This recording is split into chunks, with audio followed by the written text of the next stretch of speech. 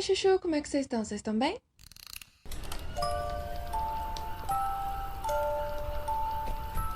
Então hoje a gente vai falar sobre Theodore Robert Bundy. Começando do começo, a sua mãe, Eleanor Louise Cowell, com 22 anos, teve seu filho, Theodore Robert Cowell. Theodore nasceu em 24 de novembro de 1946. Eleanor deu à luz em uma casa para mães solteiras, em Vermont, e depois voltou para a casa dos pais, na Filadélfia. Agora, em relação ao pai do Ted, algumas fontes dizem que o pai do Ted pode ter sido um homem chamado Lloyd Marshall, que era um veterano das Forças Aéreas, ou um homem chamado Jack Worthington. E também existem especulações de que o pai do Ted poderia ser seu próprio avô. Tá, mas agora falando da Eleanor, então a mãe do Ted. Seus pais eram muito religiosos, então a filha deles, dar à luz com 22 anos, não ser casada e não saber quem é o pai da criança foi um choque muito grande para eles. Então o que eles decidem fazer? Eles criam o Ted como se fosse filho adotivo deles e a mãe dele seria então a sua irmã. Enfim,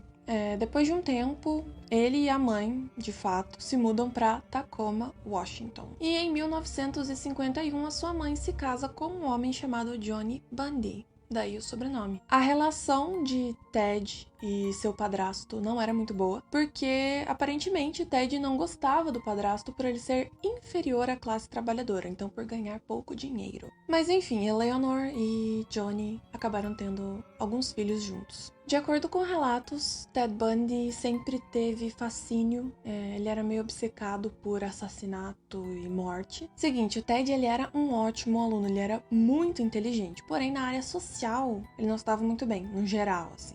E quando chega a adolescência, o seu comportamento muda. Ele começou a espiar pela janela de estranhos, ele roubava se ele sentia vontade de roubar e não sentia nenhuma culpa ou remorso. Mas vamos dar uma acelerada na história agora, então Ted se matricula na Universidade de Washington. E lá, ele se apaixona por uma jovem da Califórnia. O que mais atraiu Ted a essa moça foi que ela tinha tudo que ele almejava na vida dele. Ela tinha influência, ela era rica, ela tinha classe. Foi esse o principal. Mas ok, os dois começam a namorar. Depois de um tempo, ela termina com ele. E ele fica sem chão, ele fica bem triste. O negócio bateu forte mesmo. E assim, um tempo depois, estudando as vítimas dele, se percebeu que a grande maioria delas se parecia muito com essa moça que terminou com ele. A maioria das suas vítimas tinha cabelos longos, castanhos e elas eram bonitas, atraentes. Ted, então, em 1972 se forma em psicologia e também é aceito na Faculdade de Direito de Utah.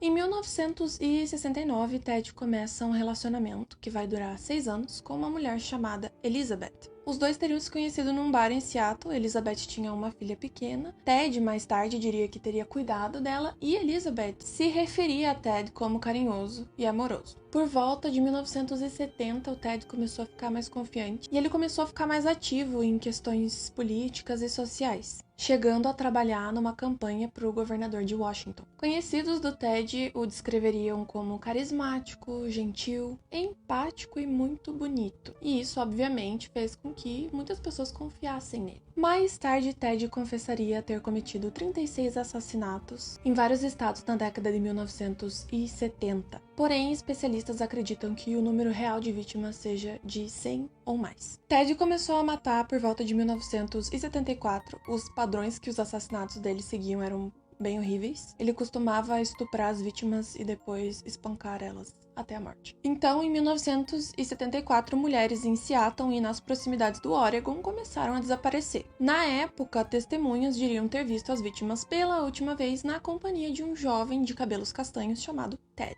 Então, como Ted atraía as vítimas até ele? Normalmente, ele atraía as vítimas até o carro dele, então pedindo ajuda ou fingindo estar machucado. Ele usava próteses falsas de gesso, muleta, essas coisas. Ted normalmente voltava até o local onde os corpos estavam e praticava necrofilia. Foi relatado que ele fazia isso constantemente até que os corpos estivessem tão decompostos ou danificados por animais selvagens que não seria mais possível ele entrar em contato com eles. Pelo menos 12 vítimas do Ted foram decapitadas e algumas das cabeças das vítimas foram mantidas no seu apartamento por um curto período de tempo. O Ted sentia muita felicidade quando revivia esses crimes, então quando ele via as cabeças ou tocava nelas. Agora eu vou falar sobre algumas das vítimas do Ted Bundy e eu não vou citar nomes, tá bom? Tá bom. 1º de fevereiro de 1974, uma mulher de 21 anos foi espancada enquanto dormia. Seu crânio e seu maxilar foram encontrados em Taylor Mountain, na Califórnia. 12 de março de 1974, uma jovem de 19 anos foi sequestrada enquanto estava a caminho de um show. Infelizmente, ela foi morta e Ted também deixou seu corpo em Taylor Mountain. 17 de abril de 1974, uma jovem de 18 anos desapareceu enquanto participava de uma reunião em Central Washington State College. Seu crânio e maxilar também foram encontrados em Taylor Mountain. 6 de maio de 1974, uma mulher de 22 anos desapareceu da Oregon State University. Seu crânio mais tarde foi encontrado em Taylor Mountain. 11 de junho de 1974, uma jovem é sequestrada da Universidade de Washington. Seus restos mortais foram encontrados em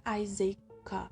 Eu acho que é assim que se pronuncia. 14 de junho de 1974, uma mulher de 23 anos foi sequestrada do Lago Sammamish. O Lago Sammamish é basicamente um parque estadual e ela foi sequestrada em plena luz do dia. Seus restos mortais foram encontrados em Issaquah, Washington. Ainda em 14 de junho de 1974, uma jovem de 19 anos é sequestrada 4 horas depois da última vítima. Seus restos mortais também foram encontrados em Issaquah, Washington. No outono de 1974, Ted então vai para Utah para estudar direito e mulheres começam a desaparecer lá também. Em Utah, Colorado e Idaho tinham 9 vítimas ligadas a Ted e na Flórida tinham 3. Agora eu vou falar de mais algumas vítimas. 2 de outubro de 1974, uma jovem de 16 anos foi agredida e estrangulada em Holladay, Utah. Seu corpo nunca foi encontrado. Uma menina de 17 anos também desapareceu depois de sair da escola em Bountiful, Utah. 28 de junho de 1975, uma menina de 15 anos desapareceu enquanto estava em uma conferência. Seu corpo nunca foi encontrado. Então, voltando para 1974. Elizabeth, a moça que estava namorando Ted na época, começou a suspeitar um pouco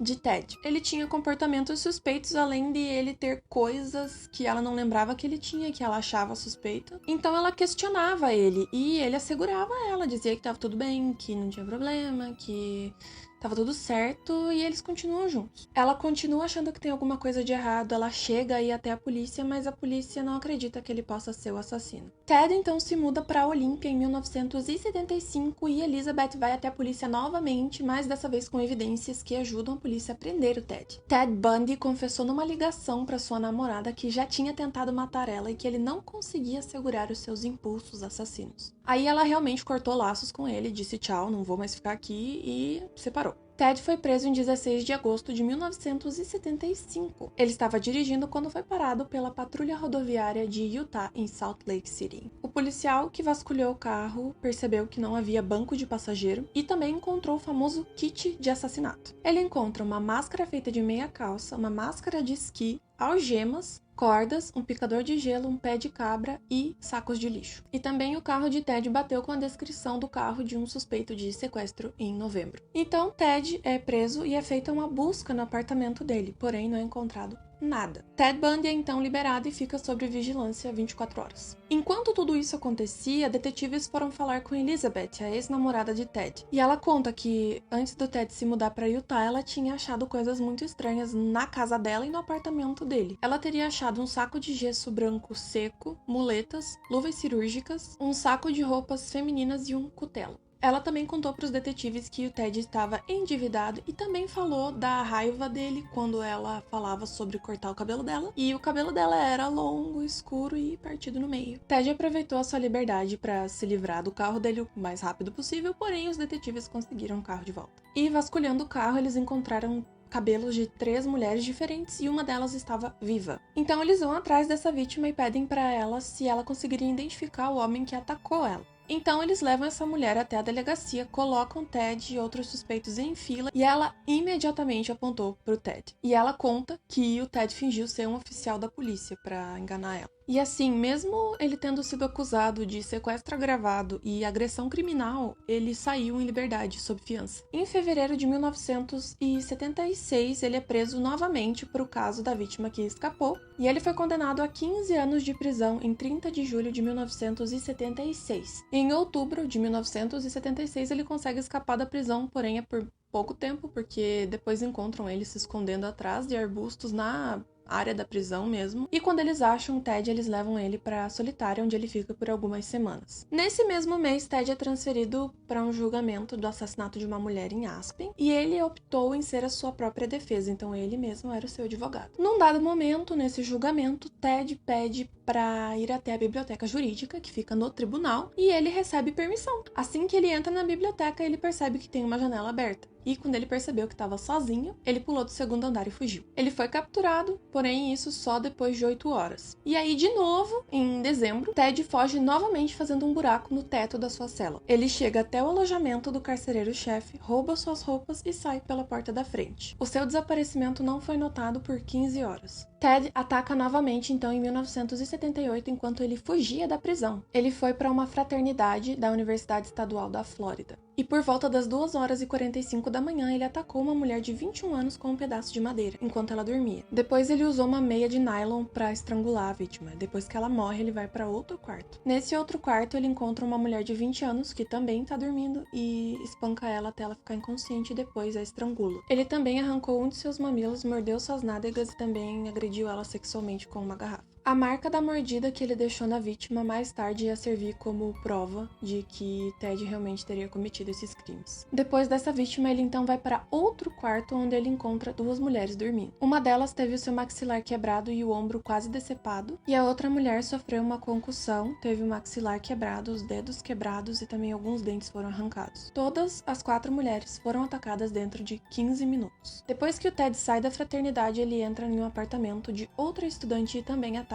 ela. Ela teve o ombro deslocado, a mandíbula quebrada, seu crânio foi fraturado em 5 lugares e ela ficou permanentemente surda. Essa vítima acabou sobrevivendo. Em 9 de fevereiro, Ted sequestrou e assassinou uma menina de 12 anos e fugiu. Esses foram seus últimos crimes, porque em 15 de fevereiro um policial parou ele enquanto ele dirigia um veículo roubado. Depois que verificaram a placa e perceberam que o carro era roubado e deram voz de prisão pro Ted, ele ficou puto, falou não quero voltar pra cadeia, chutou o policial e saiu correndo. O policial dá 2 tiros de advertência e depois sai perseguindo o Ted. Quando o policial alcança ele, os dois começam a brigar, os dois começam a lutar, mas o policial consegue então prender ele de fato. Com o Ted Bundy preso, eles então vão revistar o carro dele. Eles encontram 3 carteiras de identidade pertencentes a mulheres que estudavam na Universidade da Flórida, então as mulheres que ele atacou na fraternidade, e eles também encontram 21 cartões de crédito roubados e também um aparelho de TV. Em junho de 1979, Ted então foi julgado pelos homicídios e agressões na fraternidade da Universidade da Flórida. Esse foi o primeiro julgamento a ser televisionado nacionalmente nos Estados Unidos. Em 10 de fevereiro de 1980, Ted foi sentenciado à morte pela cadeira elétrica. E assim que a sentença é anunciada, Ted grita: "Digam ao júri que eles estavam errados." Ele foi sentenciado à morte, mas isso só aconteceu 9 anos depois. Ele ficou na prisão durante 9 anos e confessou para 2 detetives todos os seus crimes, seus homicídios adicionais e o que eles já sabiam. Ted Bundy foi para a cadeira elétrica em 24 de janeiro de 1989. Ele tinha 42 anos. Muitas pessoas comemoraram a morte do Ted naquele dia. Realmente tinha uma plateia do lado de fora esperando a execução e comemorando. Foi literalmente uma festa, tá? Tinha música, eles cantaram, eles dançaram, eles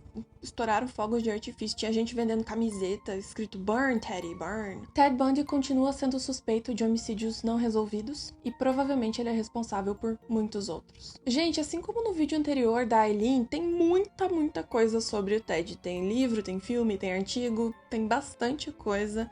É uma história que já foi mastigada, assim, várias vezes, mas eu acho uma história interessante e é uma das primeiras histórias que eu vi sobre serial killers, inclusive o livro Um Estranho ao Meu Lado está ali. Eu espero que vocês tenham gostado. Deixem nos comentários o que vocês acharam, se vocês têm alguma sugestão. Dá um like se vocês gostaram e é